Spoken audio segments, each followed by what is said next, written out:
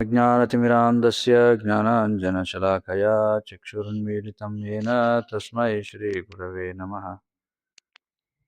नम ॐ विष्णुपादाय कृष्णप्रेष्ठाय भूतले श्रीमते भक्तिविकासस्वामिनिति नामिने। नम ॐ विष्णुपादाय कृष्णप्रेष्ठाय भूतले श्रीमते भक्तिवेदान्तस्वामिनिति नामिने। नमस्ते सारस्वते देवे गौरवाणी प्रचारिणे निर्विशेष शून्यवादी पाश्चात्यदेशतारिणे। जय श्री कृष्ण चैतन्य प्रभु नित्यानंद श्री अद्वैत गदाधर श्रीवासादि गौरभक्तवृंद। हरे कृष्णा कृष्ण कृष्ण हरे हरे, हरे राम राम राम हरे हरे। श्री चाणक्य नीति 14వ అధ్యాయం 17వ శ్లోకం। तावन्मौनेन नीयन्ते कोकिलैश्चैव वासराः यावत् सर्वजनानन्दात्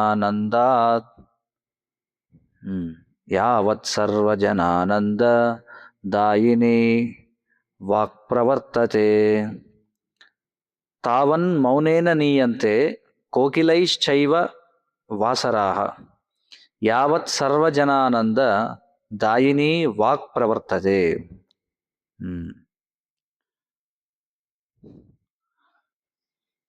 అనేక కాలాల పాటు కోకిలలు మౌనంగా ఉంటాయి.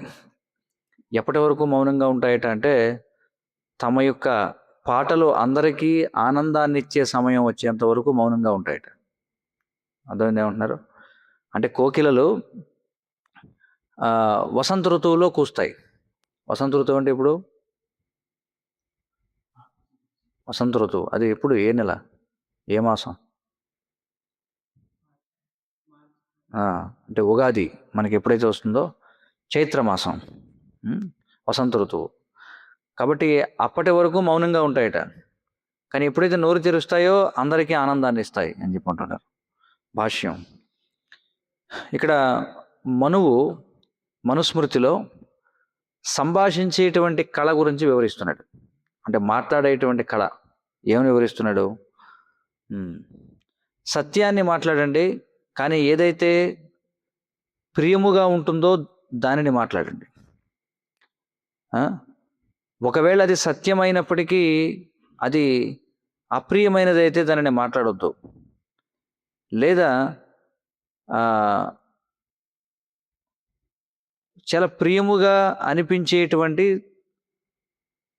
బూటకాలను కూడా మాట్లాడకూడదని చెప్పి అంటున్నాడు. అంటే అసత్యమై ఉండి కానీ వినడానికి ప్రియముగా ఉందనుకోండి, అసత్యమే కానీ వినడానికి ప్రియంగా ఉంటుంది, అలాంటి వాటిని మాట్లాడొద్దు అంటున్నాడు. ఒకవేళ సత్యమైనా సరే అప్రియంగా ఉంటే మాట్లాడొద్దు అంటున్నాడు. ఎలాంటి సత్యం మాట్లాడాలట? ప్రియమైనటువంటి సత్యాన్ని మాట్లాడమని అంటున్నాడు. ఇది స్థిరమైనటువంటి చట్టం అని మను సంహిత 4:138 చెప్పబడింది. ఇంకెక్కడ చెప్తున్నారు, ఏమని చెప్తున్నారంటే ఈ కోకిల కేవలం వసంత ఋతువులో మాత్రమే అది కూస్తుంది. అప్పుడు అది ఏం చేస్తుంది? ఎప్పుడైతే కోకిల కూస్తుందో అప్పుడు ఈ శ్రోతల యొక్క వీణులకు విందును కలిగిస్తుంది. శ్రోతలు అంటే ఎవరు? వినేటువంటి వారు. వారి యొక్క వీణులకు విందు అంటే చెవులకు చాలా ఆకట్టుకునే విధంగా ఉంటుంది కోకిల కూసినప్పుడు కదా. అదేవిధంగా గొప్ప సాధువులైనటువంటి వాళ్ళు తమ యొక్క శక్తిని మౌనవ్రతం ద్వారా వాళ్ళు దాన్ని నిలువ చేసుకుంటారట. ఎప్పుడు మాట్లాడతారట అంటే తాము మాట్లాడినటువంటి మాటలు ఎప్పుడైతే వృధా కావు అని అనుకుంటారో అప్పుడే మాట్లాడతారట. మరి మౌనము అంటే ఏదైతే ఆ పరిస్థితికి తగినటువంటిదో అది మాత్రమే మాట్లాడితే దాన్ని కూడా మౌనం అంటారు. అర్థం కదా? ఆ పరిస్థితికి ఏం మాట్లాడాలో అదే మాట్లాడితే దానిని కూడా మౌనం వహించడం అని అంటారు. అంతేగాని చిన్న చిన్న మాటలు ఏవైతే ఉన్నాయో వాటిని మాట్లాడకుండా ఇక్కడ ఏమంటున్నారంటే మన యొక్క వాక్పటిమను భగవంతుడు మరియు భగవంతుని యొక్క భక్తులు ఎవరైతే ఉన్నారో వారిని కీర్తించడానికి మాత్రమే మాట్లాడాలి అని చెప్పుకుంటున్నారు. ఆ విధంగా మన యొక్క వాక్ శక్తిని మనం సంరక్షించుకోవాలి అని చెప్పుకుంటున్నారు. కాబట్టి ఇక్కడ కోకిల ఉదాహరణ చెప్పారు. కోకిల మిగిలిన రోజుల్లో మౌనంగా ఉంటుంది, కానీ ఎప్పుడైతే నోరు తెరుస్తుందో అప్పుడు అందరికీ ఏం కలుగు చేస్తుంది? ఆనందాన్ని కలుగజేస్తుంది. 18వ శ్లోకం.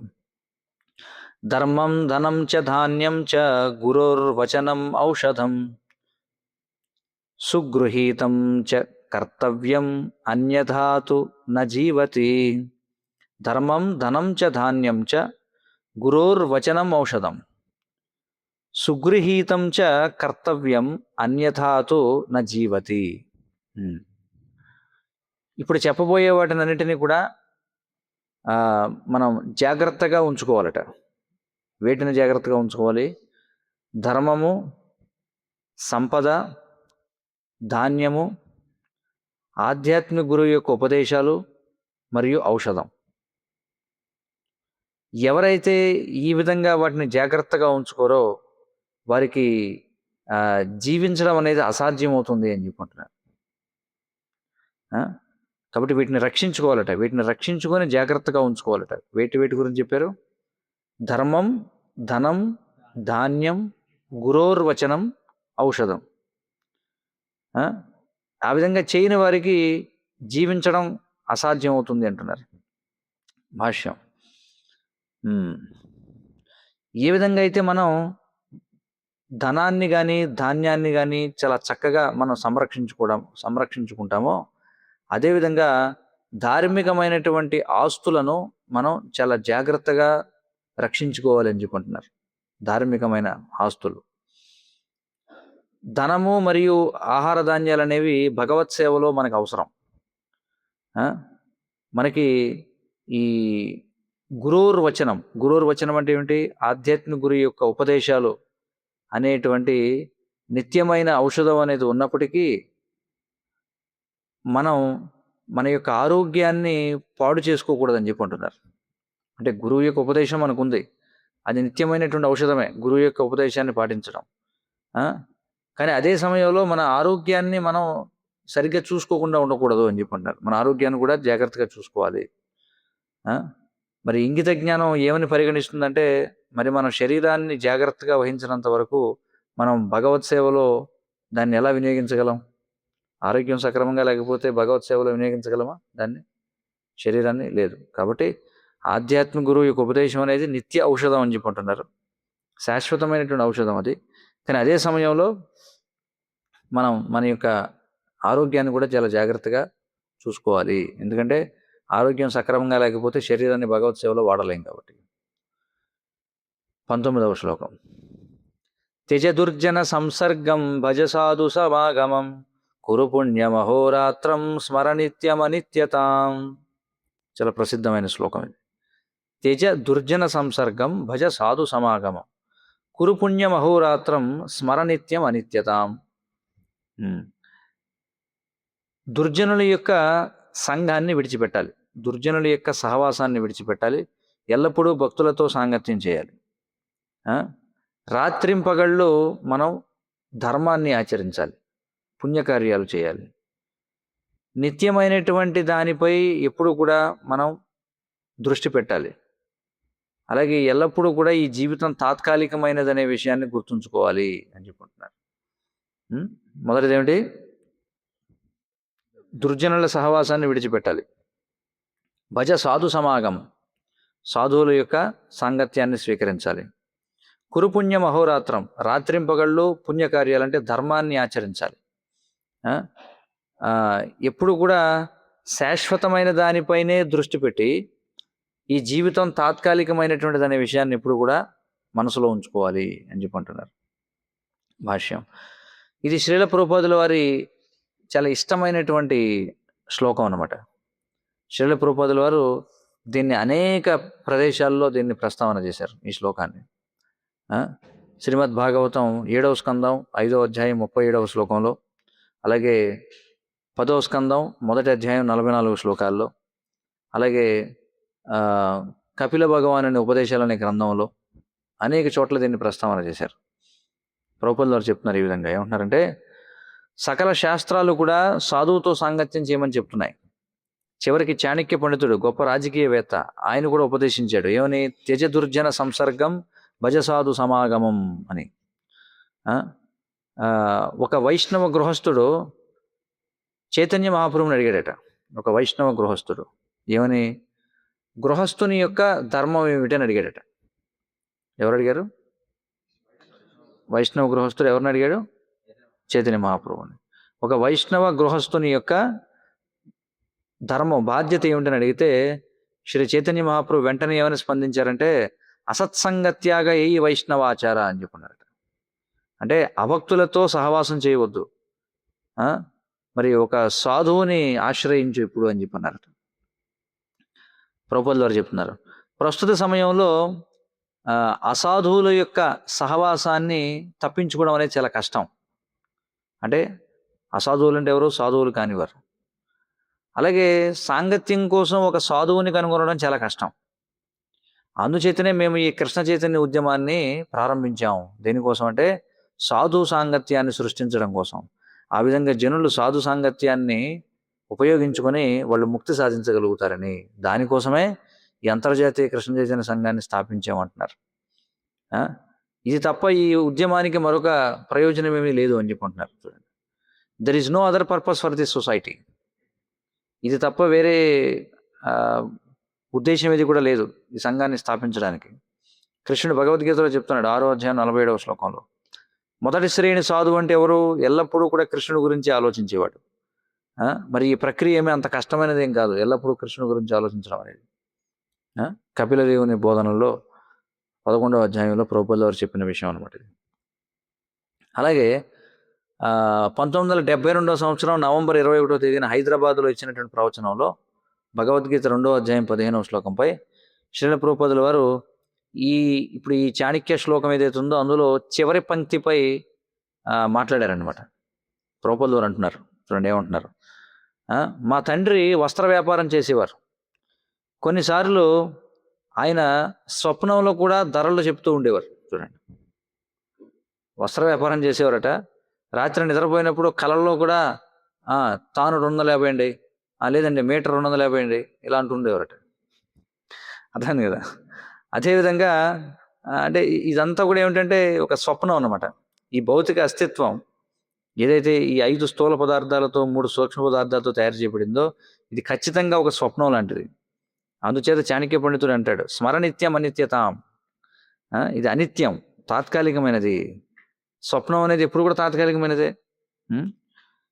కనుక మనం తెలుసుకోవాలి, మన దగ్గర ఏదైతే ఉందో, మనం ఏదైతే చూస్తున్నామో ఇవన్నీ కూడా ఇదంతా కూడా ఒక స్వప్నం, ఇది ఒక తాత్కాలికమైనటువంటిది అనమాట. అందుచేత మనం ఈ తాత్కాలికమైనటువంటి వాటిలో చిక్కుకుపోయాం అనుకోండి, అంటే ఈ నామమాత్రపు సంఘవాదం, జాతీయవాదం, కుటుంబవాదం, ఆ వాదం, ఈ వాదం, ఆ విధంగా మన సమయాన్ని వృధా చేసుకుంటే కృష్ణ చైతన్యాన్ని పెంచుకోకుండా అప్పుడు దానిని ఏమంటారంటే శ్రమయే వహి కేవలం అని చెప్పంటారు. కేవలం మన సమయాన్ని వృధా చేసుకోవడం అనమాట. అంటే మరొక శరీరాన్ని తయారు చేసుకుంటున్నాం మనం.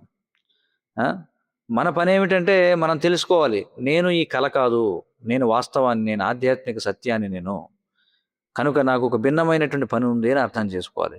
దీనిని ఆధ్యాత్మిక జీవితం అంటారు. అదే ఆధ్యాత్మిక జీవితం అంటే ఎప్పుడైతే మనం అర్థం చేసుకుంటామో నేను బ్రహ్మమును, నేను పదార్థమును కాదు అని, బ్రహ్మభూత ప్రసన్నాత్మ, అప్పుడు మనం ఆనందంగా ఉంటాము అని చెప్పుకుంటున్నారు.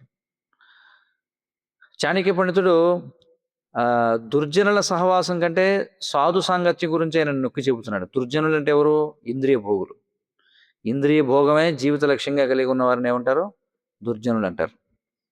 ఇక్కడ మాత్రమే కాదు, మనం చూస్తే ఈ చాణక్య నీతిలో 1:16లో, 4:2లో, 4:3లో, 4:9-11లో, 10:14లో, 12:5లో అన్ని చోట్ల కూడా ఆయన దీని గురించే మాట్లాడుతున్నారు అనమాట. దీని గురించి దుర్జనుల సహవాసం విడిచిపెట్టడం. చూద్దాం 1:16 ఏం చెప్తుందో ఒకసారి.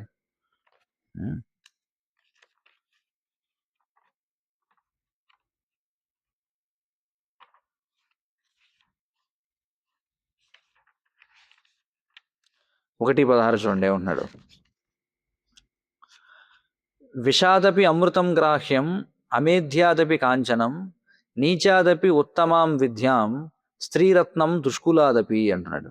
అంటే విషం నుండి అమృతాన్ని వెలికి తీయాలట, అపరిశుభ్రమైన ప్రదేశం నుండి బంగారాన్ని వెలికి తీయాలట, అధమ కుటుంబంలో జన్మించిన వాడి నుండి పరమసత్యాన్ని నేర్చుకోవచ్చట. అలాగే గౌరవప్రదమైనటువంటి కుటుంబంలో పుట్టనప్పటికీ ఒక స్త్రీరత్నాన్ని స్వీకరించవచ్చు అని చెప్పి అంటున్నాడు. ఇది 1:16. ఇంకా 4:2 చెప్పారు ఇక్కడ. ఏంటో చూద్దాం. 4:2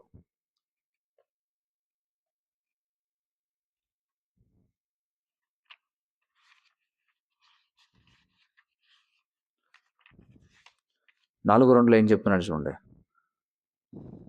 సాధుభ్యస్తే నివర్తంతే పుత్రమిత్రాణి బాంధవాః ఏ చ తైః సహగంతారః తద్ధర్మాత్ సుకృతం కులం అని చెప్పుంటున్నాడు. సంతానము, స్నేహితులు, బంధువులు వీరందరూ కూడా సాధువు నుండి పారిపోతారట సాధారణంగా. ఎవరెవరు? సంతానం, స్నేహితులు, బంధువులు సాధారణంగా సాధువు నుండి పారిపోతారు. కానీ ఎవరైతే సాధువుని అనుసరిస్తారో వారి యొక్క ఈ సాధువు యొక్క పుణ్యం వారి సమస్త కుటుంబానికి లాభాన్ని చేకూరుస్తుందని చెప్పి అంటున్నారు. కాబట్టి ఇక్కడ కూడా సాధు సాంగత్యం గురించి చెప్పారు. అలాగే 4:3లో చూడండి.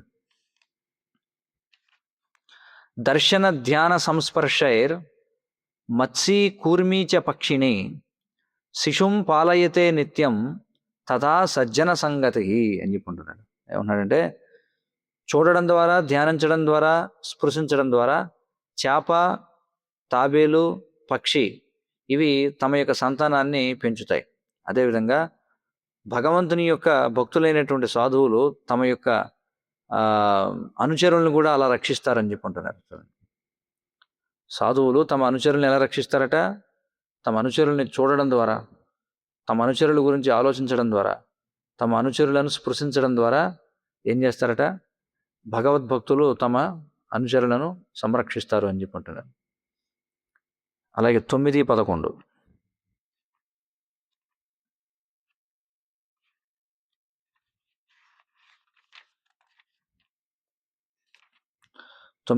చూడండి. ప్రాతర్ద్యూత ప్రసంగేన మధ్యాహ్నే స్త్రీ ప్రసంగత రాత్రౌ చౌర ప్రసంగేన కాలో గచ్చతి ధీమతాం అన్నారు. అంటే ఎవరైతే తెలివైనటువంటి వాళ్ళు తమ ఉదయంకాల సమయాన్ని జోదం గురించి, మధ్యాహ్న సమయాన్ని స్త్రీల కార్యకలాపాల గురించి చర్చించడంలో, అలాగే సాయంత్రపు సమయాన్ని దొంగతనం గురించి మాట్లాడుకుంటూ గడుపుతారు అని చెప్పారు. అంటే ఏమిటి అర్థం? ఉదయం మహాభారతం, మధ్యాహ్నం రామాయణం, సాయంత్రం భాగవతం. అంటే ఇక్కడ అర్థం ఏమిటంటే రోజంతా కూడా సాధు సాంగత్యంలో హరికథను వినడంలో గడుపుతారు అని చెప్పి. ఇది కూడా సాధు సాంగత్యం గురించి మాట్లాడతారు. అలాగే 10:14 చూద్దాం. 10:14లో ఏముందో.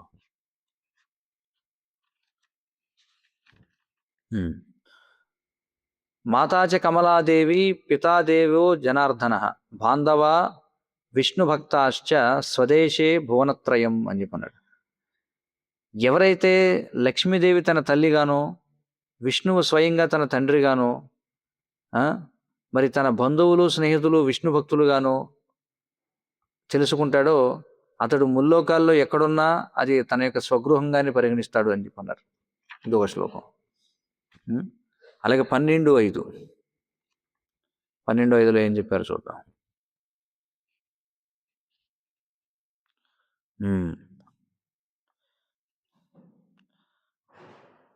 ఎవరైతే శ్రీకృష్ణుని యొక్క చూడండి యశోదామాత ముద్దు బిడ్డడైనటువంటి శ్రీకృష్ణుని పాదపద్మాల చెంత భక్తి లేని వారు ఎవరైతున్నారో సిగ్గు సిగ్గు అని చెప్పుకుంటున్నాడు. ఎవరైతే శ్రీమతి రాధారాణి యొక్క కార్యకలాపాలను చర్చించడానికి ఆసక్తి కలిగలేరో సిగ్గు సిగ్గు అని చెప్పుకుంటున్నాడు. ఎవరి చెవులైతే శ్రీకృష్ణుని యొక్క లీలలను వినడానికి ఆసక్తి చూపించవో వారి పట్ల సిగ్గు సిగ్గు అంటే చీ చీ అని చెప్పుకుంటున్నాడు. చూడండి. అదే ఏమంటున్నాడు? ఈ మృదంగం వాయించేటప్పుడు, ఈ కీర్తన వాయించేటప్పుడు, అదే కీర్తన పాడేటప్పుడు మృదంగ శబ్దం ఏదైతే ఉందో దిక్తాన్ దిక్తాన్ దిక్తాన్ దిగేతాన్ అనేది ఏదైతే ఉందో దాని శబ్దం, దాని అర్థం ఏంటంటే చిచ్చి చిచ్చి చిచ్చి అని చెప్పి అంటున్నాడు. ఎవరిని మృదంగం చిచ్చి చిచ్చి చిచ్చి అంటుంది? ఇప్పుడు ఎవరెవరి గురించి అయితే చెప్పాము, శ్రీకృష్ణుని యొక్క పాదపద్మాల చెంత ఆసక్తి లేని వాళ్ళు, రాధారాణి గురించి వినని వాళ్ళు, శ్రీకృష్ణుడి యొక్క లీలను వినని వాళ్ళు వీళ్ళందరూ కూడా చిచ్చి చిచ్చి చిచ్చి అని అంటుందట మృదంగం. కాబట్టి ఈ విధంగా మనకి చెప్తున్నాడు అనమాట. మరి సాధువుల యొక్క సాంగత్యం అనేది భక్తియుత జీవితానికి చాలా కీలకమైనటువంటి సూత్రం. కృష్ణుడు ఆ విధమైనటువంటి సాధువులను లేదా మహాత్ములను ఆ, ఏమంటున్నాడు, ఈ భగవద్గీతలో వారి గురించి వివరిస్తున్నాడు. ఇక్కడ 9వ అధ్యాయం 13, 14 శ్లోకాల్లో ఈ సాధువులు మహాత్ముల గురించి చెప్తున్నాడు. ఏమంటున్నాడంటే, ఓ పృథాకుమార, ఎవరైతే మోహంలో ఉండరో ఈ మహాత్ములు వారు దైవీ ప్రకృతి యొక్క ఆశ్రయంలో ఉంటారు. వారు పూర్తిగా భక్తియుత సేవలో నిమగ్నమై ఉంటారు. ఎందుకంటే వారికి తెలుసు, నేను పూర్ణ పురుషోత్తమ భగవానుడినని, నేను మూలమైనటువంటి వాడినని, నేను నాశనం లేనటువంటి వాడినని.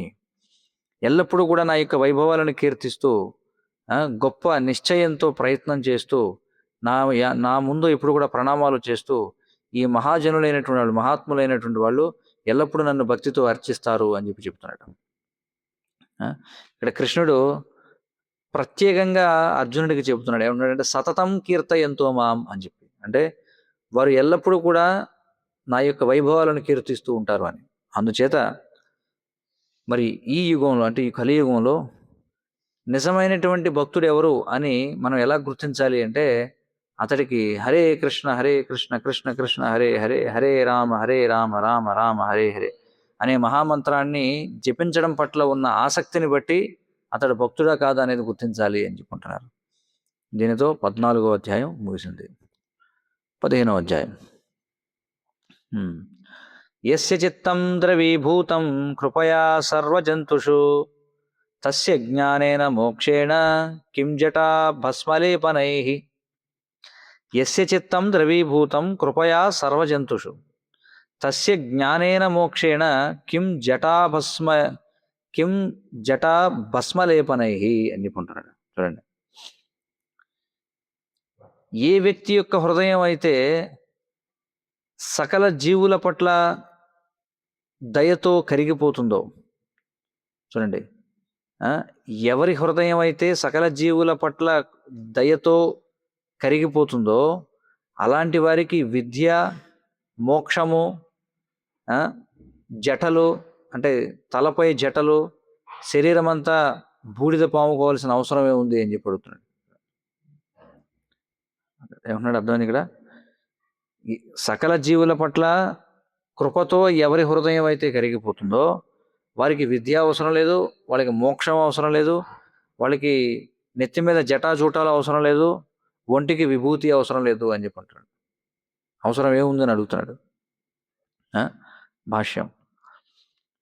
కాబట్టి వ్యక్తి సకల జీవుల యందు పూర్ణ పురుషోత్తమ భగవానుని చూడగలిగే స్థితికి రావాలి. చాణక్య పండితుని యొక్క ఉపదేశం ఏదైతుందో, అంటే సకల మానవాళి పట్ల కృప అనేది, అది కృష్ణుని యొక్క ఉపదేశం భగవద్గీతలో ఏదైతుందో దాన్ని ప్రతిబింబిస్తుంది అనమాట. కృష్ణుడు ఏమన్నాడు 16వ అధ్యాయం 1వ శ్లోకంలో, దయాభూతేషు అంటే సకల జీవుల పట్ల దయ. మరి ఒంటికి భస్మాన్ని పులుముకొని ఒక సాధువుగా వస్త్రధారణ కలిగి ఉండడం, ఆ విధంగా ఉన్నంత మాత్రాన అది వ్యక్తిని ఒక సాధు పురుషుణ్ణి చేయదట. ఎలా చేయదట అంటే, ఊరికే నల్లని వస్త్రాలు ధరించినంత మాత్రాన ఉన్నత న్యాయస్థానపు న్యాయమూర్తి అయిపోతాడా అని అంటున్నారు. అంతే కదా, నల్లగౌన్ వేసుకుని తిరిగామనుకోండి, నల్లగౌన్ వేసుకుని తిరిగిన వాడంతా హైకోర్టు జడ్జి అయిపోతాడా? అవడు. అలాగే ఒంటికి బూడిద పాముకొని కాషాయం వేసుకొని తిరగడం వల్ల సాధువు అయిపోడు అని చెప్పంటున్నారు. భక్తుడు ఎవరైతే సకల జీవులకు తండ్రి అయినటువంటి శ్రీకృష్ణుని సేవిస్తాడో అతడు చాలా త్వరగా ఏ విధంగా సకల జీవులను తన యొక్క సోదరులుగా ప్రేమించాలో నేర్చుకుంటాడు. మరి ఒక బాలీవుడ్ సాధు పురుషుడి నుండి నిజమైన సాధు పురుషుడిని వేరు చేసేది ఏమిటంటే అంతర్గతమైనటువంటి లక్షణాలే కానీ పైకి కనిపించేటువంటి అవతారం కాదని చెప్పంటారు.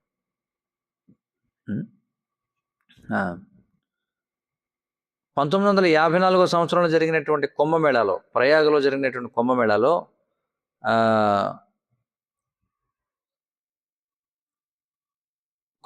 ఏం జరిగిందట, జవహర్లాల్ నెహ్రూ ఆ కుంభమేళాలో ఒక పడవ మీద వెళుతున్నాడట.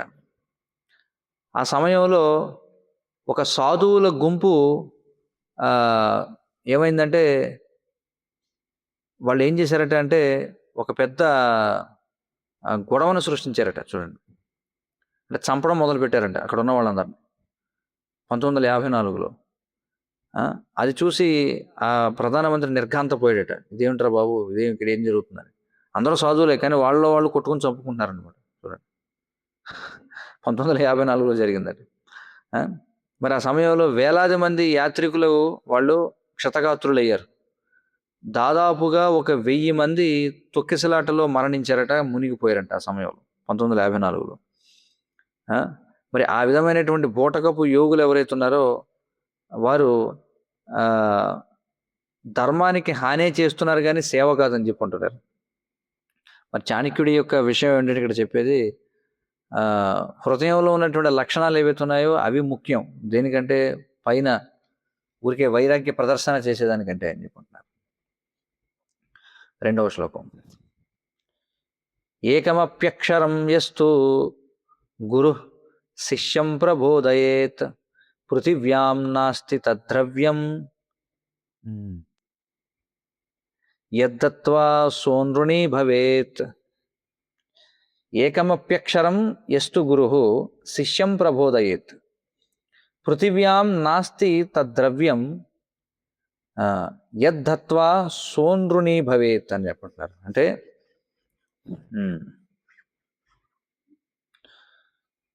గురువు నేర్పినటువంటి ఒక్క అక్షరానికి కూడా రుణం తీర్చుకోవడానికి, అంటే గురువు ఇచ్చినటువంటి, అంటే గురుదక్షిణ ఇవ్వడానికి ఇక్కడ ఏమంటున్నారంటే, గురువు ఒక్క అక్షరం నేర్పినా సరే ఆ రుణాన్ని తీర్చుకోవడానికి ఈ భూమి మీద అసలు శిష్యుడు పొందగలిగినటువంటి నిధి లేదని అని చెప్పుకుంటున్నారు. అంటే ఎంత గొప్ప నిధిని అర్పించినా సరే గురువు యొక్క రుణాన్ని తీర్చుకోలేము అని చెప్పుకుంటున్నారు, ఒక అక్షరం నేర్చుకునేటప్పటికీ కూడా గురువు దగ్గర నుంచి. ఇక్కడ భాషలో చెప్తున్నారు. అయినప్పటికీ కూడా మరి గురువు ఎప్పుడైతే తన శిష్యుడు చాలా శ్రద్ధతో కూడినటువంటి సేవ చేస్తాడో అప్పుడు అతడు ఎంతగానో సంతృప్తి చెందుతాడు. సంతృప్తి చెంది మరి అపరిమితమైనటువంటి ఆశీర్వాదాలను ఇస్తూ ఉంటాడు శిష్యునిపై. ఆ విధంగా శిష్యుడిని కృష్ణ చైతన్యం వైపు నడిపిస్తాడు అని చెప్పుకుంటున్నారు. మరి ఏదేదో అప్పు తెచ్చుకున్నటువంటి ధనాన్ని తిరిగి చెల్లించినట్టుగా కాదు ఈ గురుదక్షిణ అనేటువంటిది. ఈ గురుదక్షిణ అంటే ఏమిటంటే ఇది నిరంతరం కొనసాగేటువంటి ప్రక్రియ. అంటే అది ఎప్పుడు కూడా ముగిసిపోదనమాట. గురువు రుణాన్ని ఎప్పటికీ కూడా తీర్చుకోలేము మనం అని చెప్పంటున్నారు. ఇది గురుదక్షిణ అనేది ఒక నిత్య ప్రక్రియ అని చెప్పంటున్నారు. పైగా ఇంకా చెప్పాలంటే ఆధ్యాత్మిక గురువుకు చేసేటువంటి సేవ లేదా ఆచార్యోపాసనం ఏదైతే ఉందో, కృష్ణుడు స్వయంగా భగవద్గీత 13వ అధ్యాయం 8వ శ్లోకంలో చెప్పినట్టుగా ఈ ఆచార్యోపాసనం ఒక్కటే అంతిమ లక్ష్యాన్ని చేరుకునేటువంటి మార్గం అని చెప్పంటున్నారు. కేవలం భ్రమకి గురైనటువంటి మూర్ఖుడు మాత్రమే నేను భగవంతుడిని నేరుగా ఆశ్రయించగలను అనుకుంటాడట, నాకు గురువు అవసరం లేదు అనుకుంటాడు. నాకు గురువుతో పనే ఉంది, నేను డైరెక్ట్గా వెళ్ళిపోగలను భగవంతుడి దగ్గర అనుకుంటాడు. మరి గురువుని గౌరవించడం అనేటువంటి దాని గురించి 13వ అధ్యాయం 19వ శ్లోకం చూడమంటున్నారు. చూద్దాం ఏం చెప్పబడిందో అందులో.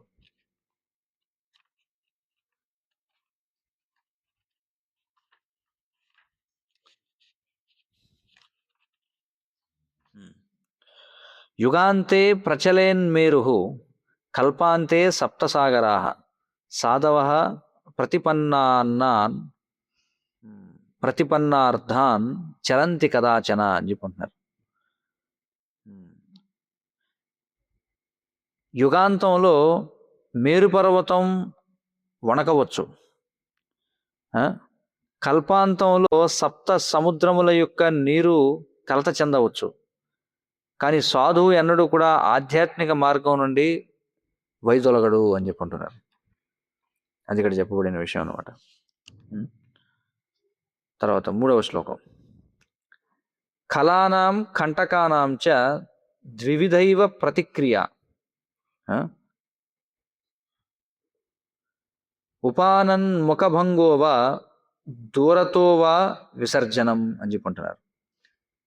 కళానాం కంటకానాం చ ద్వివిధైవ ప్రతిక్రియ ఏమిటది? ఉపానాన్ ముఖభంగో వా దూరతో వా విసర్జనం ఏమిటిదని అర్థం? ముళ్లతోనూ మూర్ఖులతోనూ వ్యవహరించే తీరు 2 రకాలుగా ఉంటుందట. అంటే ముళ్ళతోనూ మురుకులతోనూ ఎలా వ్యవహరించాలి? 2 రకాలుగా వ్యవహరించాలట. ఏముంటది? వాటిని మీ యొక్క పాదరక్షలతో తొక్కి పడేయాలి, లేదా వాటిని దూరంగా విసిరేయాలి అని చెప్పుకుంటున్నారు. అంటే ఇక్కడ పాదరక్షలతో తొక్కివేయడం అంటే ఏంటంటే మళ్ళీ అవి పైకి రాగలిగేలా ఉండకూడదని చెప్పి. అంతే కదా, ముళ్ళు ఉందనుకునే దాన్ని గట్టిగా తొక్కేస్తే నేలలోకి వెళ్ళిపోతుంది, లోపలికి వెళ్ళిపోతుంది. లేదా వాటిని ఏం చేయాలంటే దూరంగా ఎక్కడన్నా విసిరేయాలట, దూరంగా పడేయాలట. అలాగే ఇక్కడ ఏమంటున్నారంటే ముళ్ళను మూర్ఖులను ఇద్దరితోనూ ఈ విధంగా వ్యవహరించాలని చెప్పి అంటున్నారు. అంటే వాళ్ళని శిక్షించి పడేయాలి, మళ్ళీ వాడి పైకి లేకుండా, లేదంటే వాడిని ఎక్కడ దూరంగా విసిరేయాలని చెప్పి అంటారు. ముళ్ళతో కూడా అలాగే వ్యవహరించాలి. భాష్యం చూడండి ఏమంటున్నారు. The association of a fool is a thorn in the side and the company of a rascal is a knife in the heart అంటారు. అంటే ఒక మూర్ఖునితో సాంగత్యం అనేది పక్కలో ముళ్ళు లాంటిదట. మూర్ఖునితో సాంగత్యం అనేది. అలాగే ఒక విధవతో సాంగత్యం అనేది హృదయంలో కత్తి లాంటిదట. చాణక్య పండితుడు ఉపదేశించేది ఏమిటంటే, మరి ఈ విధమైనటువంటి మూర్ఖులు విధవలు ఎవరైతే ఉన్నారో వాళ్ళతో వ్యవహరించేటప్పుడు చాలా కఠినంగా ఉండాలని ఉపదేశిస్తున్నాడు. అభక్తుల యొక్క సహవాసాన్ని మనం త్యజించాలి. అలాగే మనం ఏం చేయాలి? భక్తులతో సాంగత్యం చేయాలి. ఆ విధంగా కృష్ణ చైతన్యంలో ఆనందంగా ఉండాలి. 15వ అధ్యాయం 4వ శ్లోకం. కుచైలినం దంతమలోపధారిణం బహ్వాషినం నిష్ఠూరభాషిణం చ సూర్యోదయే చాస్తమితే శయనం విముంచతి శ్రీర్యది చక్రపాణి అని చెప్పంటున్నాడు. కుచైలినం దంతమలోపధారిణం బహ్వాషినం నిష్ఠూరభాషిణం చ సూర్యోదయే చ అస్తమితే శయానం విముంచతి శ్రీర్యది చక్రపాణి అని చెప్పుకుంటున్నాడు. అంటే అర్థం ఏమిటి? లక్ష్మీదేవి ఎవరెవరిని విడిచిపెడుతుంది ఇక్కడ చెప్తున్నాడు. లక్ష్మీదేవి ఎవరిని విడిచిపెడుతుందటేనట, ఎవరైతే కుచైలినం అంటే అపరిశుభ్రమైనటువంటి వస్త్రాలను ధరిస్తారో, దంతమలోపధారిణం అంటే మురికి పళ్ళు కలిగి ఉంటారు, పళ్ళు గారెలు పట్టేసి ఎవరైతే ఉంటారో, ఇంకేమన్నారు? బహ్వాషినం అంటే ఎవరైతే తిండిపోతైన వాడు ఉంటాడో, నిష్ఠూర భాషిణం అంటే ఎవరైతే నిష్ఠూరంగా మాట్లాడుతూ ఉంటాడో, సూర్యోదయే చాస్తమితే శయానం అంటే సూర్యోదయం నుండి సూర్యాస్తమయం వరకు ఎవడైతే నిద్రపోతూ ఉంటాడో, ఒకవేళ వాడు చక్రాయుధాన్ని ధరించే చక్రపాణి అయినా సరే లక్ష్మీదేవి వదిలేస్తుందంట అలాంటి వాడిని. చూడండి, అర్థమవుతుంది కదా. అంటే చక్రాయుధాన్ని ధరించేటువంటి చక్రపాణి అయినా సరే అలాంటి వాడిని లక్ష్మీదేవి వదిలేస్తున్నారు. ఎప్పుడంటే అపరిశుభ్రమైన వస్త్రాలు ధరిస్తే, గారపట్టేసిన పళ్ళు కలిగి ఉంటే, తిండిపోతయి ఉంటే, నిష్ఠూరంగా మాట్లాడేవాడైతే, సూర్యోదయం నుంచి సూర్యాస్తమయం వరకు నిద్రపోయేవాడైతే వాడు చక్రపాణి అయినా సరే లక్ష్మీదేవి వదిలేస్తుందని చెప్పంటున్నారు. ఇక్కడ భాష్యం చెప్తున్నారు. మనల్ని మనం పరిశుభ్రంగా ఉంచుకోవడానికి, తగినంత మోతాదులో ఆహారాన్ని స్వీకరించడానికి, మధురంగా మాట్లాడడానికి, నిద్రను నియంత్రించడానికి పెద్ద ఖర్చు అవ్వదని చెప్పంటున్నారు. వీటికి ఏమైనా ఖర్చు అవుతుందా అని అడుగుతున్నారు. వీటికి మనల్ని మనం పరిశుభ్రంగా ఉంచుకోవడానికి, తగినంత అంటే మితముగా భుజించడానికి, మధురంగా మాట్లాడడానికి, నిద్రను నియంత్రించడానికి పెద్దగా ఖర్చు అవ్వదు. ఎవరైతే ఆత్మనియంత్రణ కలిగి ఉన్నవాడు మాత్రమే వాడు సంపన్నవంతుడు అవుతాడు. అది సంపదలో కావచ్చు, లేదా భక్తియుత సేవలో కావచ్చు. ఎవరు వర్ధిల్లుతారట అంటే ఆత్మనియంత్రణ కలిగిన వాడు. మరి లక్ష్మీదేవి ఈ కృపణులైన వారు, లేదా పద్ధతి పాడులైనటువంటి దుబాకోరులు, ఇలాంటి వారి వైపు కూడా ముఖం తిప్పి చూడదట. ఎందుకంటే వారి యొక్క దురదృష్టానికి అంతులేదు కాబట్టి అని చెప్పంటున్నారు. ఎవరు వాళ్ళు? కృపణులు అంటే లోభులు అన్నమాట. అలాగే పద్ధతి పాడు లేకుండా ఏమంటారు, బేవర్స్గా తిరగడం ఉంటారు కదా చూడండి. అలాంటి వాళ్ళ వైపు ముఖం తిప్పేసుకుంటుందంటే ఇలాగ. ఎందుకంటే వాళ్ళ దురదృష్టానికి అంతే లేదు కాబట్టి అంటారు. 5వ శ్లోకం. త్యజంతి మిత్రాణి ధనైర్విహీనం పుత్రాశ్చ ధారాశ్చ సుహృజ్జనాశ్చ తమర్థవంతం పునరాశ్రయంతి అర్ధో హి లోకే మనుషశ్చ బంధు. చూడండి, త్యజంతి మిత్రాణి ధనైర్విహీనం పుత్రాశ్చ దారాశ్చ సుహృజ్జనాశ్చ తమర్థవంతం పునరాశ్రయంతి అర్ధో హి లోకే మనుషస్య బంధు. ఏమన్నాడు? ఎవరైతే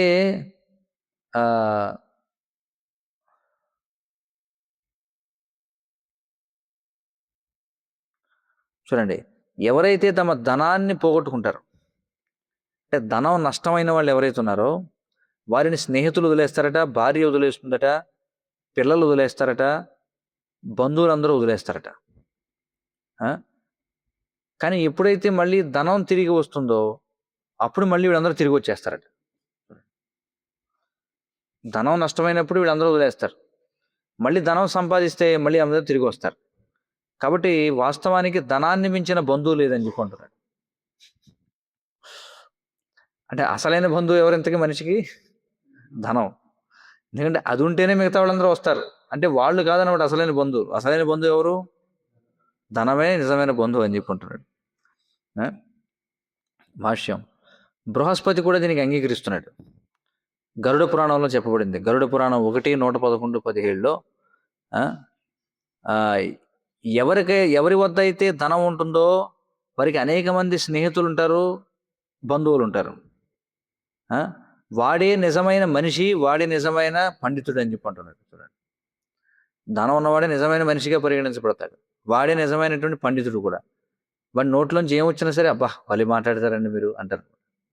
అంతే కదా, డబ్బున్నవాడు ఏం మాట్లాడినా చెల్లుతుంది. అవతల వాడిని తిట్టినా సరే ఇది పొగడతలేదు, మనం పొగిడినట్టుగానే భావిస్తారు, నవ్వుకుంటూ ఉంటారు. అదే ఒకవేళ దరిద్రుడు ఏమన్నా అన్నాడు అనుకోండి అవతల వాడిని, వెంటనే కోపం వస్తుంది. ఎవడరా నువ్వు, నన్ను ఏమంటావు నువ్వు. అదే పెద్దవాడు ఎంత తిట్టినా సరే ఏం చేస్తుంటారు, నవ్వుకుంటారు అంతే, ఎవరు ఏం మాట్లాడరు అనమాట.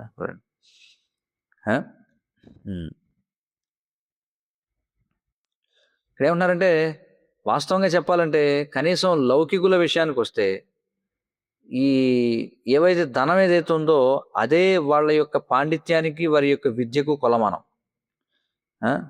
మరి ఈ శ్లోకం చాణక్యుడు చెప్పిన మరొక 2 శ్లోకాలను ప్రతిధ్వనిస్తుందని చెప్పి అంటారు. ఏమేమిటంటే 6, 5, 7, 15. ఏమిటో చూద్దాం. 6, 5.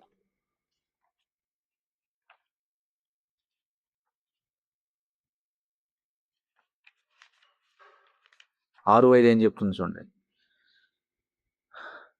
యస్యార్థాస్తస్య మిత్రాణి యస్యార్థాస్తస్య బాంధవాః యస్యార్థా స పుమాం లోకే యస్యార్థాః సచ పండితః అని చెప్పుకుంటున్నాడు.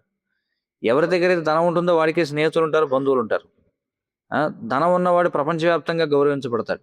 వాస్తవంగా చెప్పాలంటే ధనికుడు చివరికి పండితుడిగా కూడా కీర్తించబడతాడు అని చెప్పుకుంటున్నారు.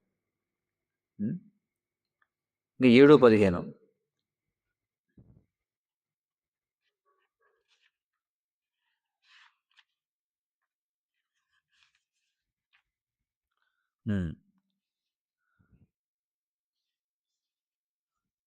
ఏడు 15 చెప్తున్నాడు. యస్యార్థాస్తస్య మిత్రాణి యస్యార్థాస్తస్య బాంధవాః యస్యార్థా స పుమాంలోకే యస్యార్థా సజ జీవతి అని చెప్పుకుంటున్నాడు. చూడండి, ఇక్కడ ఏమంటున్నాడు, ఎవరికైతే ధనం ఉంటుందో వారికి స్నేహితులు ఉంటారు, బంధువులు ఉంటారు. ఎవరికైతే ధనం ఉంటుందో వారే జీవించగలుగుతారు, వారే మనిషిగా గౌరవించబడతారు అని చెప్పి మరొక చోట చెప్పాడు. 6వ శ్లోకం. అన్యాయోపార్జితం ద్రవ్యం 10 వర్షాణి తిష్టతి ప్రాప్తే చైకాదశే వర్షే సమూలం తద్వినశ్యతి. చూడండి ఏమంటున్నాడు, అన్యాయోపార్జితం ద్రవ్యం 10 వర్షాణి తిష్టతి ప్రాప్తే చైకాదశే వర్షే సమూలం తద్వినశ్యతి అంటున్నాడు. అంటే పాప పనులు చేసి సంపాదించినటువంటి ధనం 10 సంవత్సరాల వరకు భోగించవచ్చట. కానీ 11వ సంవత్సరంలో అది ఏం చేస్తుందట, మూలంతో కలిపి మొత్తం మాయమైపోతుందట. మూలంతో కలిపి అంటే ఏమిటి? ఆ పాపం చేసి సంపాదించడానికి ముందు అసలు ఏదైతే ఉందో, పెట్టుబడి ఏదైతే ఉందో, ఆ పెట్టుబడితో పాటుగా ఎగిరిపోతుందట మొత్తం 11వ సంవత్సరంలో. అర్థమైంది కదా? అంటే అన్యాయంగా, అంటే పాప పనులు చేసి సంపాదించినటువంటి ధనాన్ని 10 సంవత్సరాల వరకు భోగించవచ్చు మహా అయితే. కానీ 11వ సంవత్సరంలో పెట్టుబడితో పాటుగా తుడిచిపెట్టుకుపోతుంది అని చెప్పి అంటున్నాడు భాష్యం. కర్మ 2 రకాలుగా ఉంటుంది. ఒకటి పూర్వ జీవితంలో చేసినటువంటి కర్మలు, 2 ఈ జీవితంలో చేసినటువంటి కర్మలు.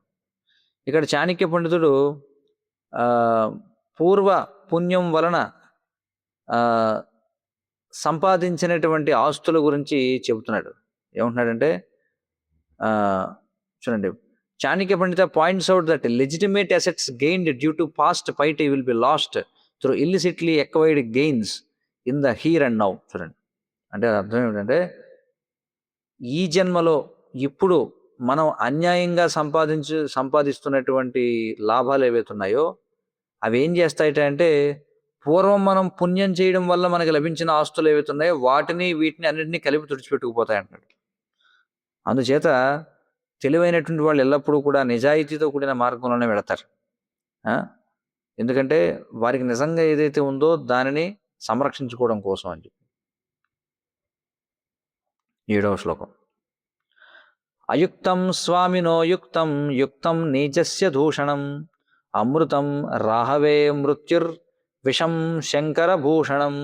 చూడండి, అయుక్తం స్వామినో యుక్తం యుక్తం నీచస్య దూషణం అమృతం రాహవే మృత్యుర్ విషం శంకరభూషణం అని చెప్పుకుంటున్నాడు.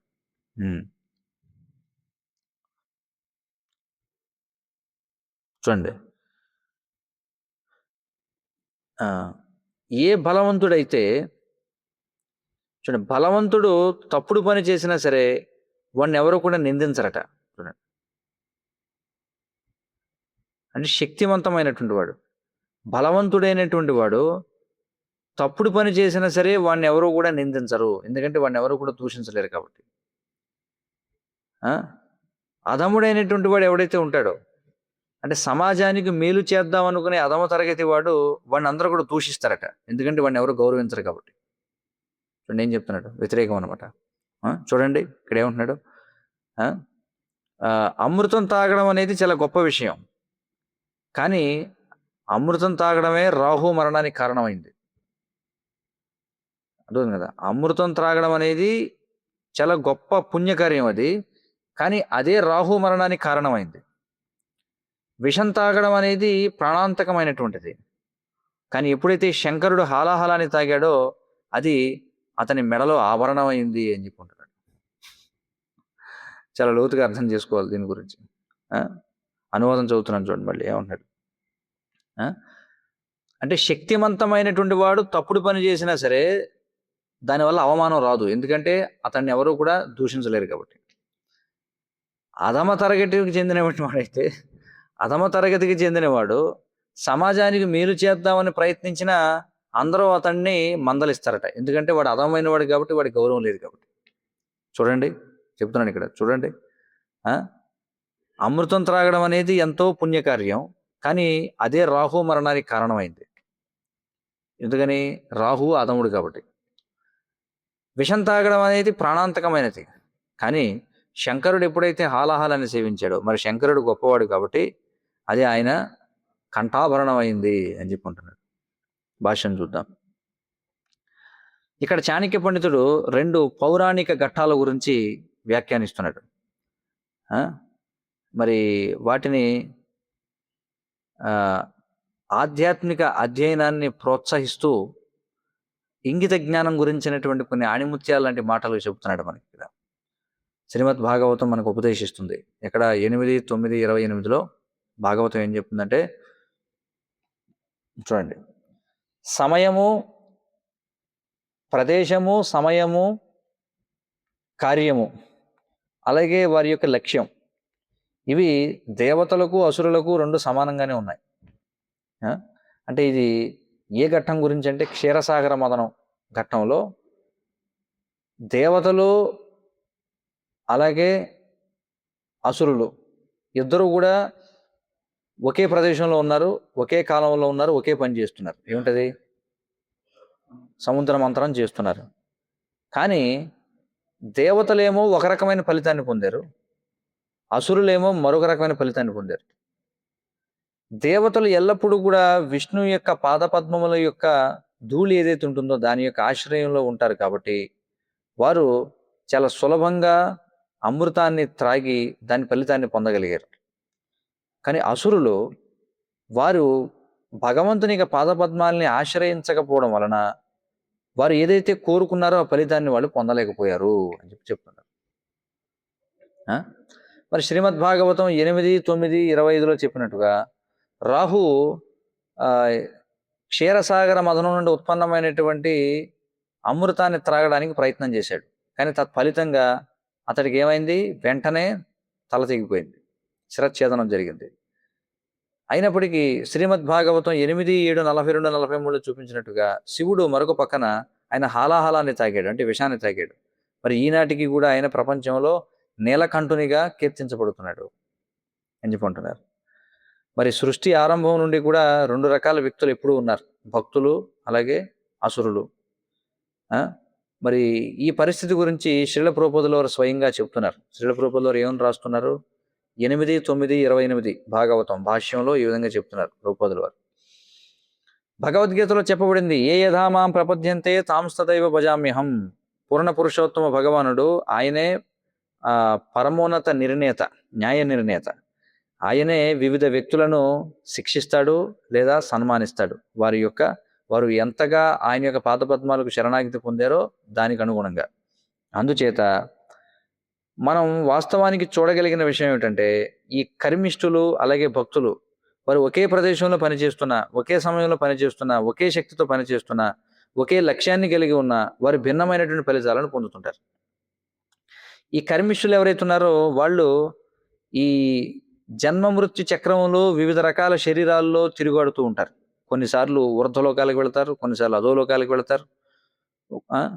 ఆ విధంగా వాళ్ళు ఏం చేస్తారంటే కర్మచక్రంలో, అంటే ఈ జన్మ మృత్యు చక్రంలో తాము చేసినటువంటి పనుల యొక్క ఫలితాల చేత దుఃఖాన్ని అనుభవిస్తూ ఉంటారు.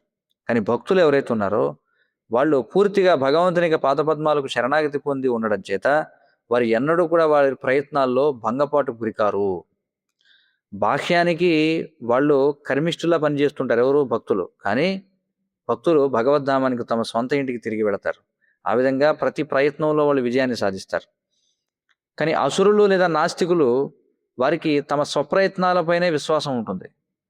అందుకే వారు ఎంత కష్టపడినా సరే రాత్రింపగళ్ళు వాళ్ళు తమకు ఏదైతే విధి నిర్ణయించబడిందో అంతకంటే ఎక్కువగా పొందలేరు. కానీ భక్తులు మాత్రం తమ యొక్క కర్మ ఫలితాలను అధిగమించి అద్భుతమైనటువంటి ఫలితాలను పొందుతారు.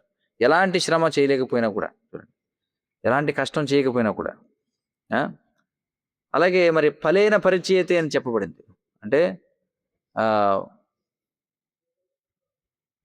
ఫలితాన్ని బట్టే చేయబడినటువంటి పని విజయం అయిందా అపజయం పాలైందా అనేది నిర్ణయించబడుతుంది. అంటే ఫలితమే నిర్ణయిస్తుంది మన యొక్క జయాన్ని అపజయాన్ని. మరి భక్తుల వస్త్రాల్లో ఎంతోమంది కర్మిష్ఠులు ఉన్నారట. చూడండి, భక్తుల వేషధారణలో ఉన్న కర్మిష్ఠులు చాలా మంది ఉన్నారట. కానీ భగవంతుడు వారి యొక్క ఉద్దేశం ఏమిటో పసిగట్టగలడు. ఎలాగా అంటే చూడండి, దేవతల వేషంలో రాహు కూర్చున్నాడు అమృతం తాగేద్దామని కదా. అంటే దేవతల వేషంలో అసురులు ఉన్నారు, అలాగే భక్తుల వేషంలో కర్మిష్ఠులు ఉన్నారట. కానీ భగవంతుడు మాత్రం పసిగట్టగలడట ఎవడి ఉద్దేశం ఏమిటనేది. కర్మిష్ఠులు తమ యొక్క భగవంతుని యొక్క ఆస్తిని తమ యొక్క స్వంత ఇంద్రియభోగం కోసం వాడుకుందాం అనుకుంటారు కర్మిష్ఠులు. కానీ భక్తులు మాత్రం భగవంతుని యొక్క ప్రతి ఆస్తిని భగవత్ సేవ కోసమే వినియోగించడానికి ప్రయత్నం చేస్తారు. 8వ శ్లోకం. తద్భోజనం యద్విజభుక్తశేషం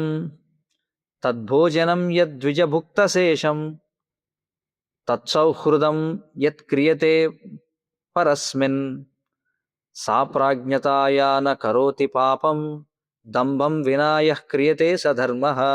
చూడండి, తద్భోజనం యద్విజభుక్తశేషం తత్సౌహృదం యత్ క్రియతే పరస్మిన్ సా ప్రాజ్ఞతాయా న కరోతి పాపం దంభం వినాయ క్రియతే సధర్మః అని చెప్పుకుంటాడు. నిజమైనటువంటి భోజనం ఏదట అంటే బ్రాహ్మణుని యొక్క ఉచ్చిష్టము కలిగినదే నిజమైన భోజనం అట. నిజమైన స్నేహం ఏమిటయ్యా అంటే ఇతరుల కోసం పనిచేయడమే నిజమైన స్నేహం అట.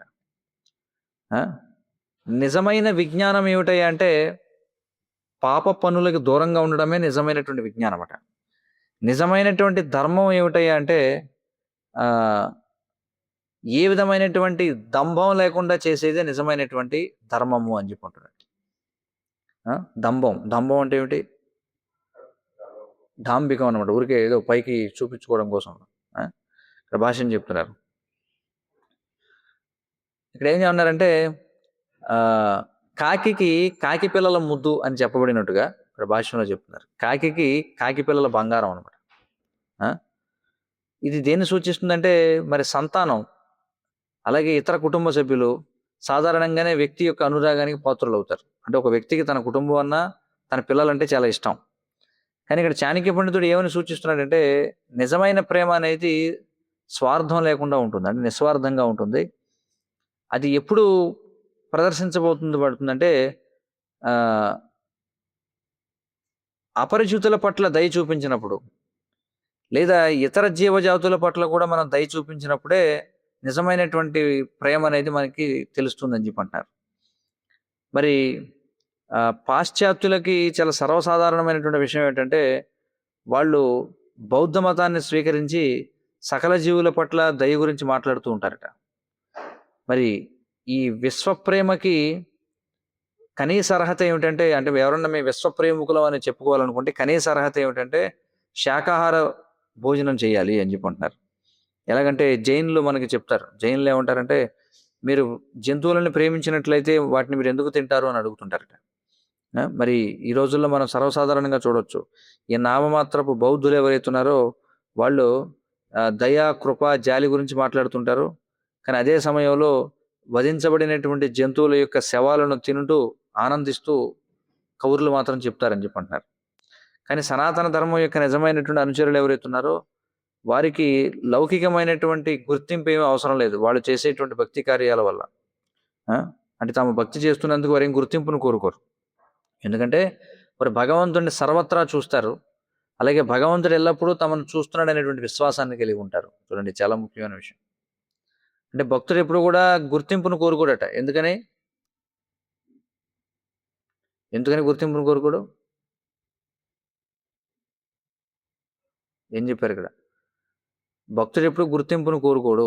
కారణం ఏంటంటే భగవంతుడు చూస్తున్నాడు అనే విషయం తెలుసు కాబట్టి. అసలు చూడాల్సింది, గుర్తించాల్సింది ఎవరు? భగవంతుడు గుర్తించాలి. భగవంతుడికి ఎలాగో తెలుసు మనం ఏం చేస్తున్నాము. కాబట్టి భక్తుడు ఇప్పుడు నన్ను ఎవరు గుర్తించాలి, నేను చేసిన సేవకని ఇప్పుడు అనుకోరట. అర్థమవుతుంది కదా? కాబట్టి ఇక్కడ ఏం చెప్తున్నారంటే నిజమైన భోజనం అంటే ఇది బ్రాహ్మణుని ఉచ్చిష్టము కలిగినది. నిజమైన స్నేహం అంటే ఇతరుల కోసం పనిచేయడం. నిజమైన విజ్ఞానం ఏమిటంటే పాపానికి దూరంగా ఉండడం.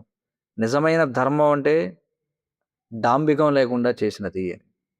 హరే కృష్ణ కృష్ణ కృష్ణ హరే హరే, హరే రామ రామ రామ హరే హరే.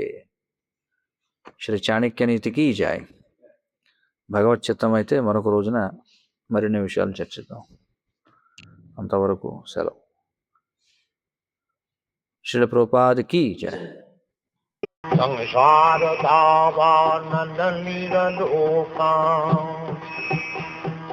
प्राणाय कारुण्य घनाघनत्यं सकल गुणार्णवस्य वन्दे गुरश्रीचरणारविन्दम्.